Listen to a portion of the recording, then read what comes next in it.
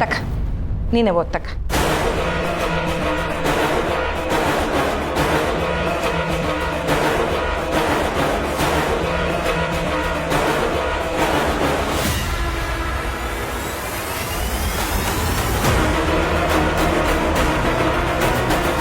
ನೀವು ಸಹ ಫ್ಯಾಕ್ಟ್ರಿ ಕಟ್ಟೋದಕ್ಕೆ ಬೆಂಬಲವಾಗಿ ನಿಂತಿದ್ದೀರಾ.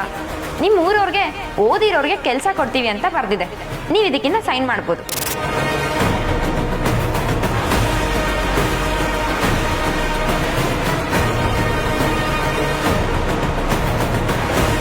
ಅತ್ತೆ ಬಾರದವ, ಈ ಫೈಲ್ನ ನೀನು ಓದಿದೆ ಅಲ್ವಾ? ಹೌದು, ನೀವು ಧಾರಾಳವಾಗಿ ಸೈನ್ ಮಾಡ್ಬೋದು ಅಂತ ಹೇಳಿದ್ನಲ್ಲ, ನೀವು ಸೈನ್ ಕೂಡ ಮಾಡಿದ್ರಿ. ನೀವು ಇನ್ನೂ ಈ ಫೈಲ್ನ ಅವ್ರಿಗೆ ಕೊಟ್ಟಿಲ್ವಾತೆ? ಆದ್ರೆ ಈಗ ಇದನ್ನ ಇನ್ನೊಂದು ಕಿತ್ತ ಓದಿಸಿ ಎಲ್ಲ ಸರಿಯಾಗೈತೆ ಅದು ಮ್ಯಾಗ ಕೊಡುಮ ಅಂತ ಅಟ್ಟೆ. ನೀನು ಓದವ ಸ್ನೇಹ.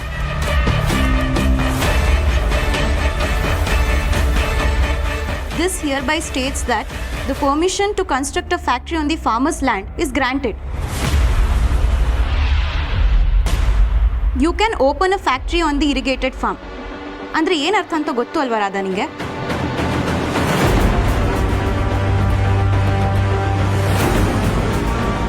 ಯೋನವ ಹಂಗಂದ್ರೆ ನೀರಾವರಿ ಜಮೀನಲ್ಲಿ ಉಳುಮೆ ಮಾಡೋ ಭೂಮಿಲಿ ನಾವು ಫ್ಯಾಕ್ಟ್ರಿ ಕಟ್ತೀವಿ ಅಂತ ಅರ್ಥ.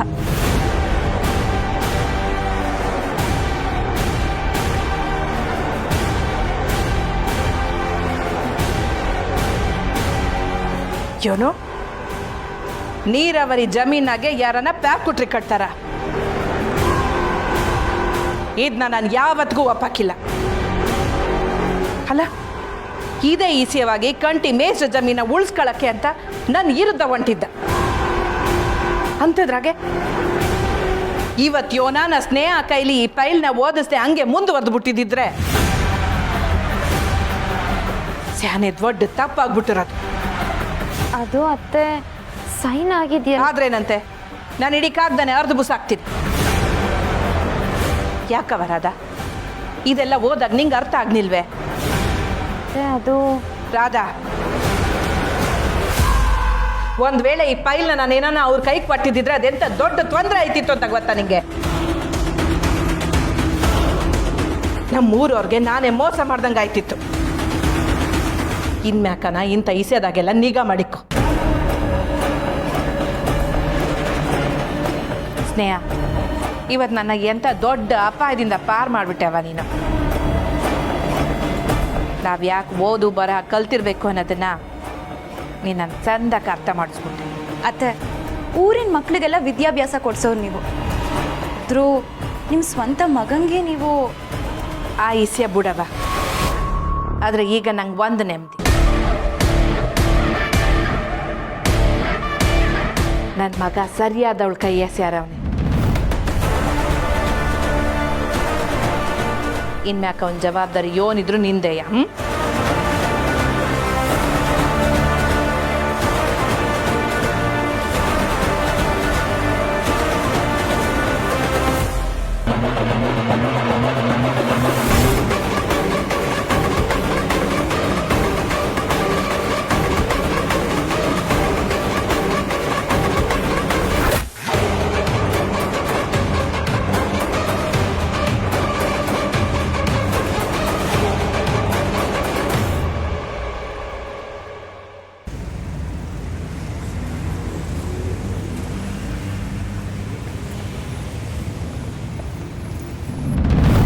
ಮಿಸ, ಮಾದೇಪುರ ದೊಡ್ಡ ಮನೆಗೆ ಈ ಕಳೆ ಬಂತು.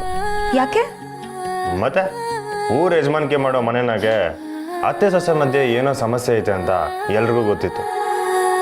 ಆದರೆ ಈಗ ಅದೇ ಅತ್ತೆ ಸೊಸೆ ಹಾಲು ಜನಂಗೆ ಬೆರ್ತವ್ರೆ ಅಂದರೆ ಇಡೀ ಊರಿಗೆ ಕಳೆತಾನೆ. ಸ್ನೇಹ ಬಂಗಾರಮ್ಮನ ಮನೆ ಸೇರಿದಾಳೆ, ಅವಳಿಗೆ ಇನ್ನೇನು ಕೊರತೆ ಅಂತ ಊರ್ ಜನ ಎಲ್ಲ ಮಾತಾಡ್ಕೋತಿದ್ರು. ಆದರೆ ಅದು ಇವತ್ತು ನಿಜ ಆಗ್ತಿದೆ. ಶ್ರೀ, ಒಂದು ದಿವಸ ನಾನು ಅತ್ತೆ ಹೀಗೂ ಇರ್ತೀವಿ ಅಂತ ನಾನು ಯಾವತ್ತೂ ಅನ್ಕೊಂಡಿರ್ಲಿಲ್ಲ. ಅವ್ವ ಇಷ್ಟಪಟ್ಟಂಗೆ ನಾವಿರೋ ಹಾಗಾಯ್ತು. ನನಗೂ ಅದೇ ಖುಷಿ ಮಿಸ್ಸು. ನೀವು ಅವ್ವ ಸಂದಾಗಿದ್ರೆ ನಂಗೆ ಆಟೆ ಸಾಕು ಮಿಸ್ಸು.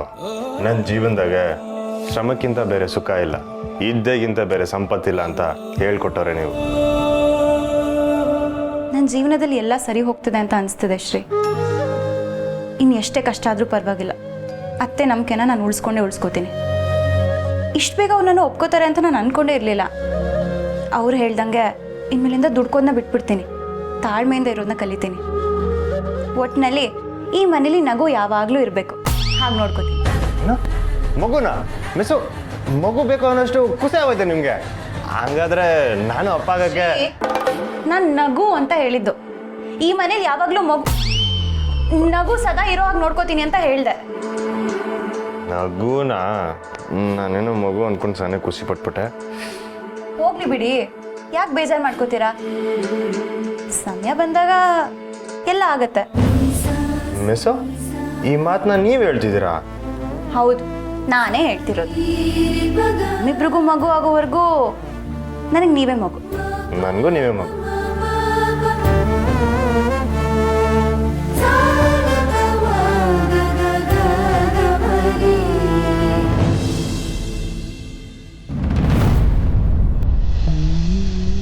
ಸ್ನೇಹ, ಇಡ್ಲಿಗೆ ನೆನೆ ಹಾಕಿವ್ನಿ, ರುಬ್ಬಿಕ್ ಬಿಡು. ಹಾಂ, ನಾನು ಬರ್ತೀನಿ. ನಾ ಬರಲೇ? ಹಾಂ,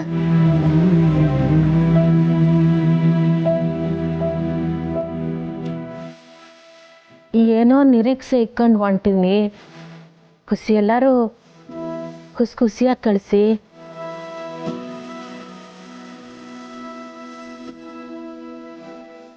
ಹಿತ್ಲಲ್ಲಿರೋ ಸೌದೆನೆಲ್ಲ ತಂದು ಒಲೆ ಮಗ್ಲಿಕ್ಕೆ ಇಕ್ಬಿಡು. ಹಾಂ, ಮಳೆ ಬಂದರೆ ನೆಂದೋಯ್ತದೆ. ಸರಿ ಪುಟ್ಟನು, ನಾನು ಜೋಡಿಸಿ ಮಲಗ್ತೀನಿ, ನೀನು ಸಂತೋಷದಿಂದ ಹೋಗ್ಬಾ. ನೋಡು, ಏನೇ ಆದರೂ ಮನಸ್ಸಿಗೆ ಸಾನೆ ಹಚ್ಕೋಬೇಡ. ವಾಲ್ಡಮ್ಮ, ಅಳಿ ಅಂದರೆ ಒಂದು ನಿಮಿಷ ತಡೀರಿ.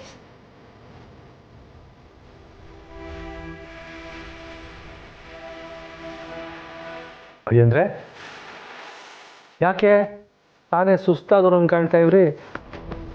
ನಿದ್ದೆ ಸರಿಯಾಗಿರಲ್ಲ? ಅದೇನಿಲ್ಲ ಮಾವ, ಅದು ಗದೆನೇ ಒಸಿ ಜಾಸ್ತಿ ಕೆಲಸ ಇತ್ತು, ಅದಕ್ಕೆ ಒಸಿ ಮೈಗೆ ನೋವು. ಹಂಗಿದ್ರೆ ಹೊಸಿ ಸುಧಾರಿಸ್ಕೊಂಡು ಆಮೇಲೆ ಹೋಗೋದಲ್ಲ? ಹೌದು ಬಾವ, ಸ್ವಲ್ಪ ಸುಧಾರಿಸ್ಕೊಂಡು ಹೋಗಿ. ಹಾಂ, ಹಂಗೇನಿಲ್ಲ ಕೋಕೋ, ಪರವಾಗಿಲ್ಲ. ಶ್ರೀ, ಅವ್ವ ನಾವು ಹೇಳಿದ್ರೆ ಏನೂ ಕೇಳಲ್ಲ. ನೀವೇ ಏನಾದರೂ ಹೇಳಿ ಬೆಂಗಳೂರಿಗೆ ಹೋಗೋದನ್ನ ತಪ್ಸೋಕ್ಕಾಗಲ್ವಾ? ಬ್ಯಾಗ್ ತಗೊಳ್ಳೋದನ್ನ ಮರ್ತುಬಿಟ್ಟಿದ್ದೆ. ಪಳ್ಳಣ, ಅವ್ವ, ನಾವಿವಾಗ ಬೆಂಗಳೂರಿಗೆ ಹೋಗ್ಲೇಬೇಕೆ? ಇದೇನು ಸೀರೆ ಹಿಂಗೆ ಹೇಳ್ತಿದ್ಯಾ? ನಾನು ಕರ್ಕೊಬೋಯ್ತೀನಿ ಅಂತ ನೀನು ಮಾತು ಕೊಟ್ಟಿದ್ದೀಯಾ? ನಾನು ಹೆಂಗೆ ಹೇಳಪ್ಪ? ನನ್ನ ಕಾಲು ಕೆಂಡದ ಮೇಲೆ ಇಕ್ಕದಂಗೆ ಆಗ್ಬಿಟ್ಟದೆ. ನಾನು ಸಮಾಧಾನಕರ ಕರ್ಕ ಹೋಗಪ್ಪ.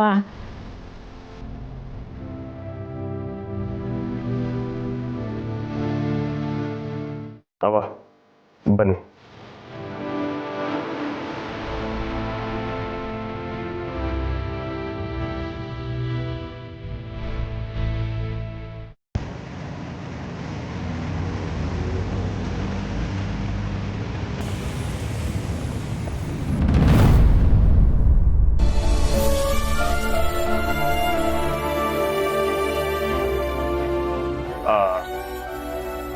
ಅವ ವಾತಾವರಣ ಸಾನೆ ತಂಪಾಗೈತಲ್ಲ, ಬಿಸಿಲು ತಗೆ ಇಲ್ಲ ಅಲ್ವೇ? ಜಿಟಿ ಬಂದೋಯ್ತಲ್ಲ, ಅದಕ್ಕೆ ತಂಪಾಗೈತೆ. ಮತ್ತೆ ತಿರುಗಿ ಬಿಸಿಲ್ದಾಗೆ ಹೆಚ್ಚಿಗಾದ್ರೆ? ಸಿರಿ, ಅದ್ಯಾಕೆ ಸುಮ್ಮನೆ ಸುತ್ತಿ ಬಳಸಿ ಮಾತಾಡ್ತೀಯ? ಅದೇನು ಹೇಳ್ಬೇಕು ಹೇಳು. ಅವ್ವ, ಅದು ನಮ್ ಚೌಡವಜ್ಜಿ ಒಂದ್ ಮಾತು ಹೇಳಿದ್ರು, ಅನುಭವ ಅನ್ನೋದು ಆಕಾಶದ್ರಿಗೆ ಬೆಳೆದ್ಮೇಕೆ ಕುಂತಿದ್ದ ಜಾಗದಾಗೆ ದೂರ ಬಿದ್ದಾಗ ಏನೈತೆ ಅಂತ ಹೇಳ್ಬೋದಂತೆ. ನಿಜವಾದ ಮಾತೆ, ನಮ್ಮಿಬ್ಬರು ಅನುಭವದ ಮಾತೆ ಅಲ್ವೇ ನಾವು ಮಾತಾಡ್ತಿರೋದು. ದೂರದಾಗ ಏನೈತೆ ಅಂತ ತಿಳ್ಕೊಳ್ಳೋಷ್ಟು ದಾರ್ಶನಿಕತೆ ನನಗಿಲ್ಲ. ಆದರೂ ಹೋಯ್ತಾ ಇವು ತಾಯಿ ಮಗಳ ಸಂಬಂಧ ಬಿಟ್ಟು ಬೇರೆ ಏನು? ಹೌದವ, ಆದ್ರೆ ನನ್ನ ಆತಂಕ ಏನಂದ್ರೆ, ಸ್ನೇಹ ಅವ್ರು ಹೇಳ್ದಂಗೆ ಅಲ್ಲುವೇ ಸಾನ ಅವ್ರು ಸಿಕ್ಕಿಲ್ಲ ಅಂದ್ರೆ ನಿಮ್ ನೋವು ಇನ್ನೂ ಜಾಸ್ತಿ ಆಯ್ತದಲ್ಲ ಅನ್ನೋದೇ ನನ್ನ ಚಿಂತೆ. ನಿನ್ನ ಕಾಳಜಿ ನಂಗೆ ಅರ್ಥ ಆಯ್ತದೆ ಕಣಪ್ಪ. ಈ ದೇಹ ಮಣ್ಣಿಗೆ ಹೋಗೋ ಗಂಟ ಅವಳಿಗೋಸ್ಕರ ಕಾಯ್ತಾ ಇರ್ತೀನಿ. ಅವ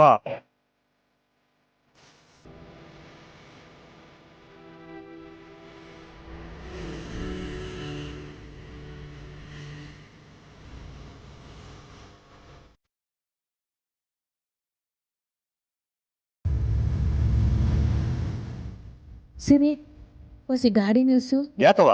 ಗುಡಿ ಬಂತು, ದೇವ್ರ ಕೈ ಮುಗಿದು ಬರ್ತೀನಿ.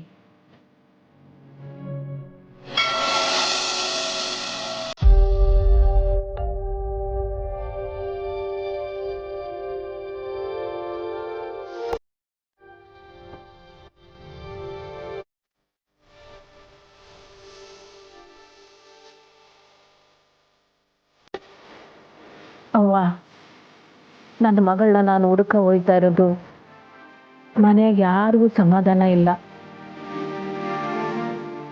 ಆದರೂ ಈ ತಾಯಿ ಕಳ್ಕೂಗ್ ನಾನು ನಂಬ್ಕೊಂಡು ಹೋಯ್ತಾ ಇವನೇ.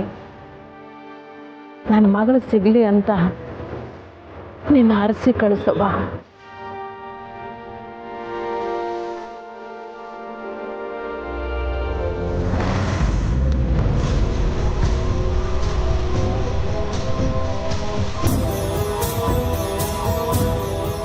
ಇದೇನವ,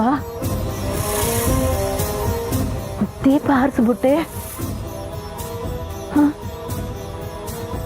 ಇದ್ರಿಂದಿರೋ ಸೂಚನೆ ಏನು ಅಂತ ನಂಗೆ ಗೊತ್ತಾಯ್ತಾ ಇಲ್ಲ.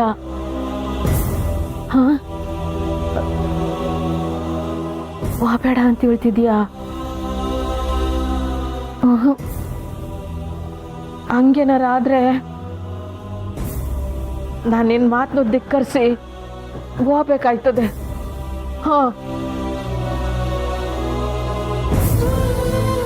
ನನ್ ಚಮಸವ, ನನ್ನ ಮಗಳು ಉಸಿರಾಟದ ಶಬ್ದ ನಂಗೆ ತಾಕ್ತಾ ಐತೆ. ನಂಗೆ ತಡ್ಕೊಳಕ್ ಆಗ್ತಾ ಇಲ್ಲ.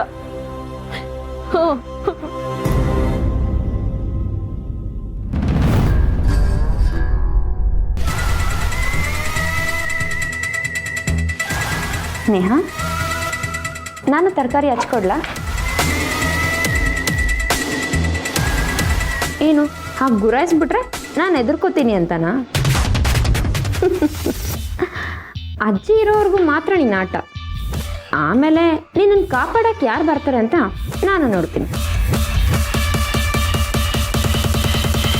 ಎದುರಾಳಿ ಕಾನ್ಫಿಡೆನ್ಸಲ್ಲಿ ಇದ್ದಾಗ ಮಾತ್ರ ನಮಗೂ ಒಳ್ಳೊಳ್ಳೆ ಐಡಿಯಾ ಬರೋದು.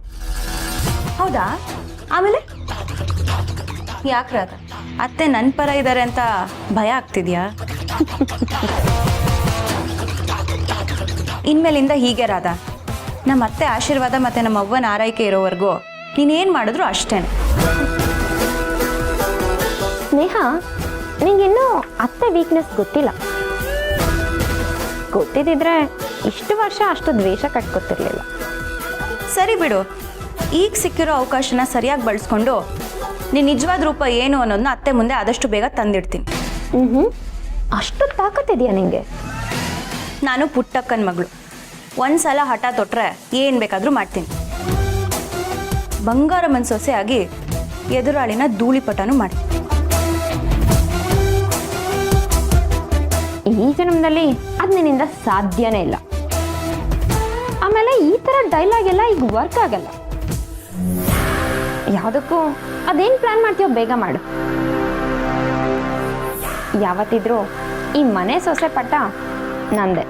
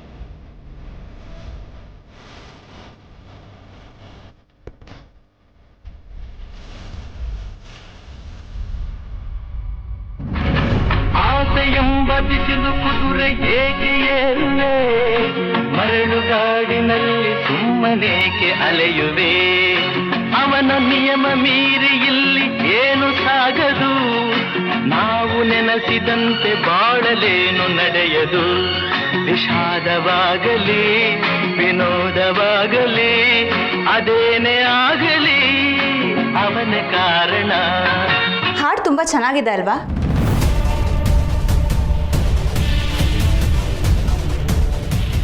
ಪರವಾಗಿಲ್ಲ, ಕೂತ್ಕೊಳ್ಳಿ. ನನಗೂ ಅರ್ಥ ಆಗುತ್ತೆ. ಇಷ್ಟು ದಿವಸ ಬರೀ ಹಾಸ್ಪಿಟಲ್ ಚಕ್ಕರು, ಅಂಕಲ್ನ ನೋಡ್ಕೊಳ್ಳೋದೇ ಆಗೋಯ್ತು. ನಿಮಗೂ ಸ್ವಲ್ಪ ರಿಲ್ಯಾಕ್ಸೇಷನ್ ಬೇಕಲ್ವಾ?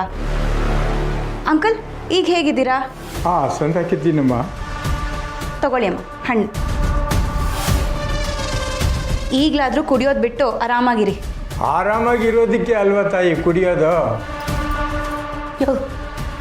ಒಸಿ ಮಾತು ಕಮ್ಮಿ ಮಾಡಿಬಿಟ್ಟು ಒಳಕಾಗಿ ಮನಿಕ ಹೇಳಿ ಯಾಕೆ ನಡಿ.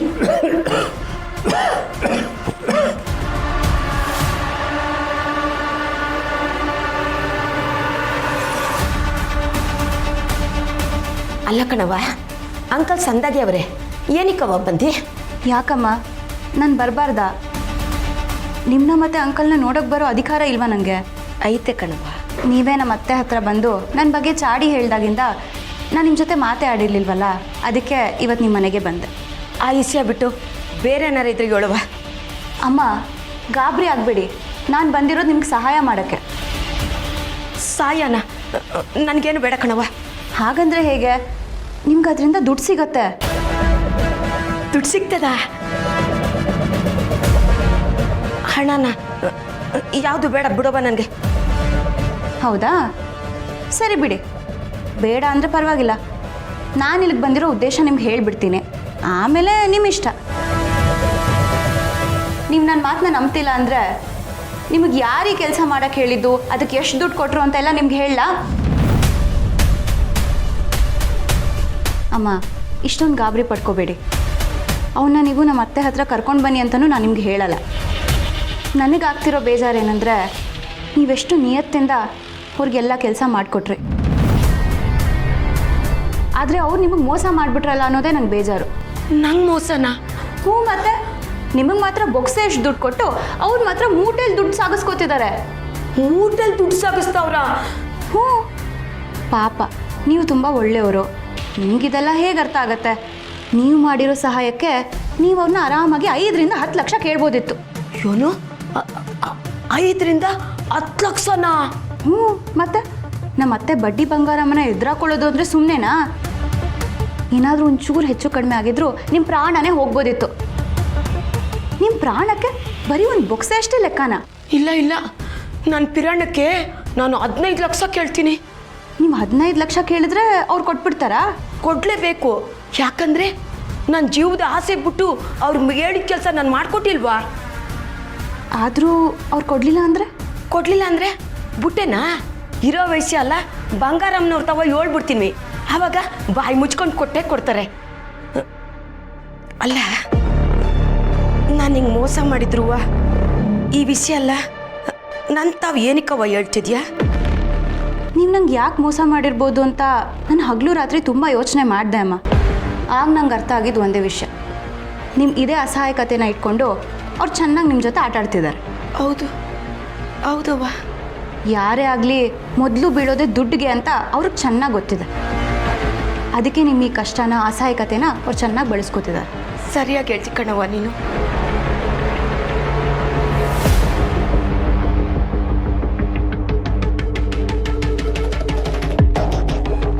ನಿಮಗೆ ಅರ್ಥ ಆಯ್ತಲ್ಲ, ಅಷ್ಟು ಸಾಕು.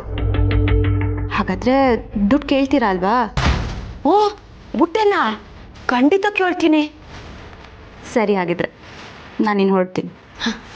ಸರಿ ಕಣವ್ವ. ಹುಷಾರು.